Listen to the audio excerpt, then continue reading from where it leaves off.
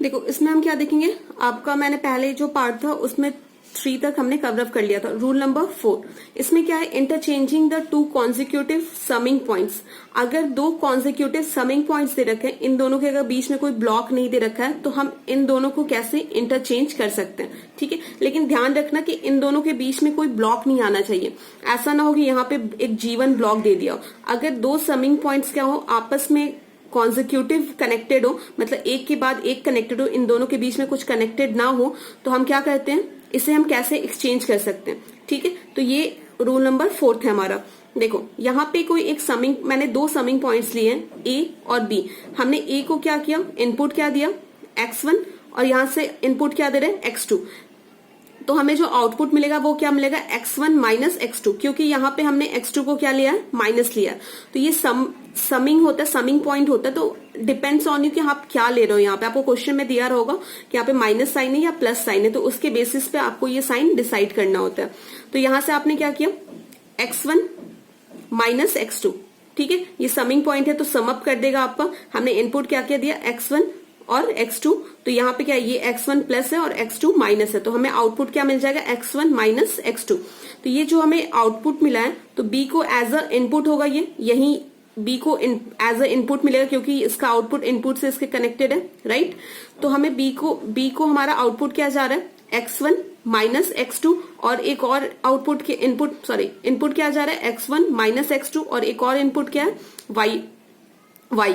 तो हमें आउटपुट क्या मिल जाएगा, x1 माइनस x2। यहाँ पे देखो प्लस है तो यहाँ पे क्या हो जाएगा, प्लस y। तो ये हमें क्या मिल गया, आउटपुट मिल गया, ठीक है। तो ये क्या बोल रहा है कि अगर 2 कॉन्जिक्यूटिव समिंग पॉइंट्स दे रखे हैं तो इसे आप आपस में एक्सचेंज कर सकते हो, ठीक है। उससे कोई फर्क नहीं पड़ेगा। मान लो कि हम A को पहले लिख लें या फिर A को बाद में लिख लें, इससे कोई फर्क नहीं पड़ेगा। तो हमने क्या किया, B को पहले लिख लिया। तो B, देखो B को जब हमने पहले लिखा, देखो B को हमने पहले लिखा, एक सेकेंड, यहां पे मैंने यहां से हमने इनपुट क्या दिया था, x1। तो हमने B को इनपुट क्या दे दिया, x1 दे दिया, ठीक है।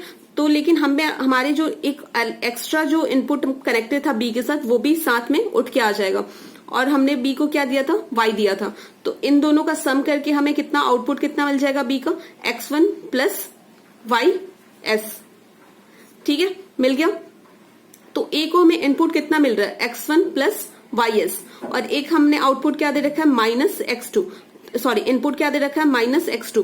तो A से जो हमें आउटपुट मिलेगा वो कितना मिल जाएगा, x1 plus y1 minus x2। देखो यहाँ पे हमें क्या मिल रहा था, x1 minus x2 plus y। तो यहाँ पे भी क्या मिल रहा है, x1 minus x2 plus y। यहाँ पे आप y कर लेना, ठीक है। तो यहाँ पे क्या बोल रहा है कि अगर 2 कॉन्जिक्यूटिव समिंग पॉइंट्स दे रखे हैं तो आप उसे आपस में एक्सचेंज कर सकते हो, उसके लिए आपको कोई दिक्कत नहीं होगी, ठीक है।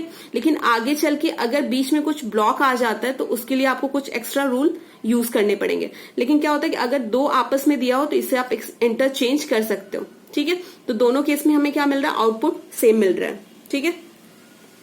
वही कि if 2 consecutive summing points are interchange, output remain same, ठीक है। आउटपुट पे कोई फर्क नहीं पड़ेगा। जब तक आउटपुट पे कोई फर्क नहीं पड़ रहा है, हमें जो ट्रांसफर फंक्शन चाहिए, अगर इससे भी वही मिल रहा है, अगर इससे भी वही मिल रहा है, तो हम क्या कर सकते हैं, एक्सचेंज करके बना सकते हैं। अगर हमारा कैलकुलेशन इस वाले मेथड से इजी होता है तो ऑफकोर्स हम एक्सचेंज कर सकते हैं, ठीक है। तो 4th रूल हमारा यही कह रहा है। देखो 5th रूल क्या है, shifting of a take off point before a block to a position just after the block, ठीक है।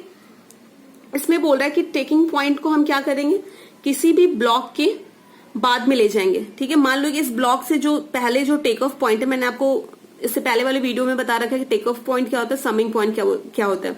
अगर मैं इस टेक ऑफ पॉइंट को इस ब्लॉक के बाद ले जाना चाहती हूँ, ये टेक ऑफ पॉइंट इस ब्लॉक के जस्ट आगे है, लेकिन मैं क्या करना चाहती हूँ, इस ब्लॉक के आगे ले जाना चाहती हूँ, तो क्या होगा, देखो यहां से हमें आउटपुट क्या मिल रहा है, ys क्या मिल जाएगा, x इंटू GS, ठीक है। यहां से हमें क्या मिल रहा है, ये देखो यही जो हमारा ये जो एक्सेस है, x है, ये क्या एज अ इनपुट यहां पे भी गया है, तो यहां से आउटपुट हमें क्या मिल जाएगा, x इंटू h। मैंने बताया था input into transfer function of this particular block is act as output. ठीक है, तो ये हमें मिल गया। लेकिन हमें क्या करना है, हम चाहते हैं कि इस टेक ऑफ पॉइंट को हम यहां पे ले जाए, इस ब्लॉक के पहले जो टेक ऑफ पॉइंट है इस ब्लॉक से आगे ले जाना चाहते हैं। तो उस केस में क्या होता है, अगर आप आगे ले जाते हो तो उस केस में क्या होता है, जिस ब्लॉक के आप आगे ले जाओगे ना, वो क्या होता है कि ट्रांसफर फंक्शन उस पर्टिकुलर जो ब्लॉक का जो ट्रांसफर फंक्शन होता है उससे डिवाइड हो जाता है। देखो, अगर इस टेक ऑफ पॉइंट को हम इस ब्लॉक के आगे ले जा रहे हैं तो इसके साथ जो ये ब्लॉक कनेक्टेड है ना, तो इसके ट्रांसफर फंक्शन से डिवाइड हो जाएगा। अगर जीएस के आगे ले जा रहे हैं तो क्या हो जाएगा, एचएस जीएस से डिवाइड हो जाएगा। देखो यहां पे तो आउटपुट हमें क्या मिल गया, Y S equals to X into जी।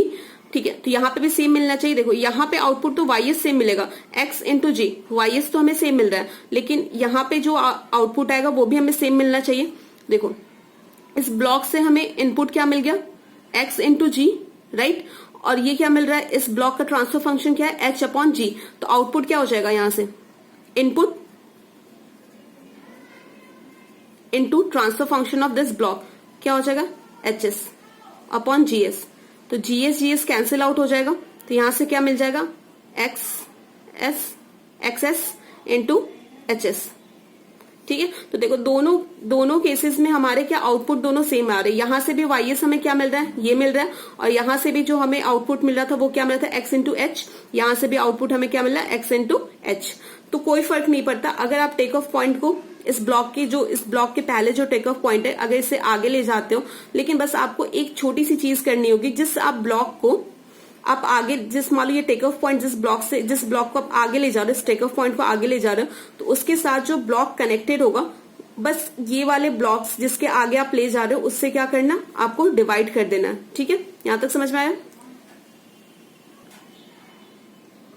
तो फिफ्थ वाले में हमने क्या किया था, टेक ऑफ पॉइंट को किसी ब्लॉक के हम आगे ले जा रहे थे, जो इस ब्लॉक के आगे जो टेक ऑफ पॉइंट था, मतलब उसके पहले जो टेक ऑफ पॉइंट था उस ब्लॉक के बाद में ले जा रहे थे। लेकिन इसमें हम क्या करेंगे, मान लो ये टेक ऑफ पॉइंट क्या है, ब्लॉक के बाद है, तो हम इसे क्या चाहते हैं, इस ब्लॉक के आगे ले जाना चाहते हैं। ठीक है, तो क्या करना होगा, तो देखो यहां से वाई एस हमें क्या मिल जाएगा, यहां से वाई एस क्या मिलेगा, एक्स इंटू जी, वाई एस हमें मिल गया। ठीक है, यहां पे आउटपुट हमें क्या मिलेगा, यहां पे आउटपुट क्या मिल जाएगा, देखो इसे इनपुट कितना मिल रहा है, ये मिल रहा है, वाई एस मिल रहा है, तो वाई एस क्या है हमारा, एक्स इंटू जी एस।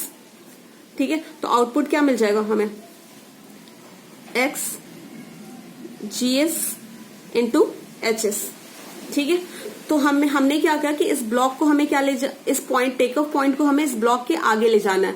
तो इस केस में भी हमें जो यहाँ पे आउटपुट और यहाँ पे जो आउटपुट मिल रहा है वही सेम मिलना चाहिए।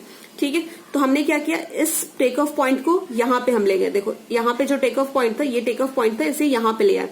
तो इस केस में हमें क्या बोलना, जिस ब्लॉक के हम आगे टेक ऑफ पॉइंट को ले जाते हैं तो उसे क्या करना पड़ेगा, उस ब्लॉक से हमें मल्टीप्लाई करना पड़ेगा। जब हम इसके आगे ले जाते हैं तो डिवाइड करना पड़ेगा, जब इससे पहले लाते हैं तो इनटू करना पड़ेगा। देखो यहां से हमें वाई एस कितना मिला, x into G S, right. यहां से हमें इनपुट क्या मिल रहा है, एक्सेस, आउटपुट हमें ट्रांसफर फंक्शन इसका क्या है, एक्स इंटू जी, तो आउटपुट क्या हो जाएगा, X S H S G S. यहाँ पे भी आउटपुट क्या मिला था, X S G S H S, दोनों का आउटपुट सेम मिल रहा है। तो हम क्या कह सकते हैं, अगर यहाँ पे किसी ब्लॉक के आगे टेक ऑफ पॉइंट है और उसके जस्ट पहले हम उसे ले जाना चाहते हैं, तो अब बस क्या कर दो, उस ट्रांसफर फंक्शन, उस ब्लॉक के पर्टिकुलर ट्रांसफर फंक्शन से उसको मल्टीप्लाई कर दो, तो आपके आउटपुट पे कोई इफेक्ट नहीं डलेगा, तो आप उसे एक्सचेंज कर सकते हो। ठीक है, यहां तक समझ में आया।